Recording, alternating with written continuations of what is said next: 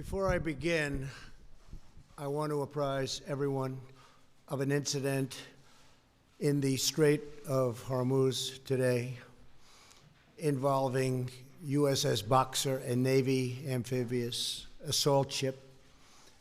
The Boxer took defensive action against an Iranian drone which had closed into a very, very near distance, approximately 1,000 yards, ignoring multiple calls to stand down, and was threatening the safety of the ship and the ship's crew.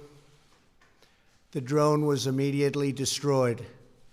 This is the latest of many provocative and hostile actions by Iran against vessels operating in international waters.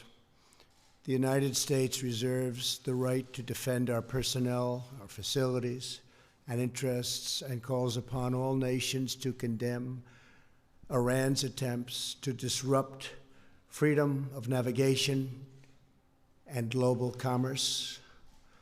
I also call on other nations to protect their ships as they go through the strait and to work with us in the future. Thank you very much. I thought you should know that.